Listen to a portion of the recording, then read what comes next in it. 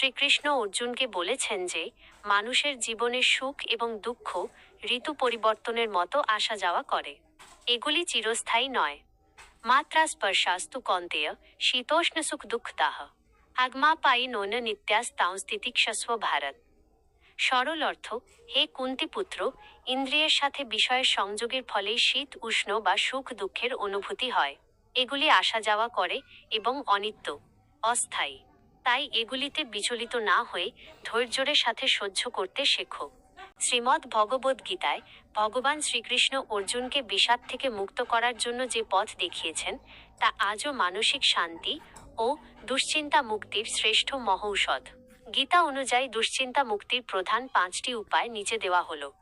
কর্ম করো, ফলের আশা ত্যাগ করো, নিষ্কাম কর্ম। আমাদের দুশ্চিন্তার প্রধান কারণ হল ভবিষ্যতের ফলাফল নিয়ে অতিমাত্রায় ভাবা। শ্রীকৃষ্ণ বলেছেন, কর্মণ্যে বাধিকারস্তে মা ফলেষু কদাচন, অর্থাৎ তোমার অধিকার কেবল কর্মে ফলে নয়।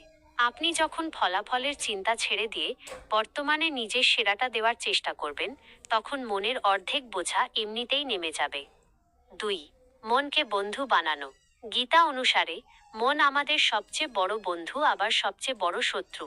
যার মন বসে নেই তার মনই তার অশান্তির কারণ হয়ে দাঁড়ায়। উপায়: প্রতিদিন কিছুক্ষণ ধ্যান, মেডিটেশন বা নাম জপ করলে মন শান্ত হয়। অস্থির মনকে বারবার টেনে বর্তমানে ফিরিয়ে আনতে হয়। 3. স্থিতপ্রজ্ঞ হওয়া। আবেগ নিয়ন্ত্রণ। সুখে খুব বেশি আনন্দিত না হওয়া এবং দুঃখে ভেঙে না পড়ার নামই হল স্থিতপ্রজ্ঞ হওয়া। শ্রীকৃষ্ণ শিখিয়েছেন যে পৃথিবীর কোনো পরিস্থিতি চিরস্থায়ী নয়। চিন্তাধারা, এই সময়ও কেটে যাবে, এই মানসিকতা আপনাকে কঠিন সময়েও শান্ত থাকতে সাহায্য করবে। 4. আসক্তি ত্যাগ করা। আমরা যখন কোনো ব্যক্তি বা বস্তুর ওপর অতিরিক্ত নির্ভরশীল হয়ে পড়ি, তখন হারানোর ভয় থেকে দুশ্চিন্তা জন্মায়। গীতা বলে, জগতের কোনো কিছুই আপনার নয়, আপনি খালি হাতে এসেছেন এবং খালি হাতেই যাবেন।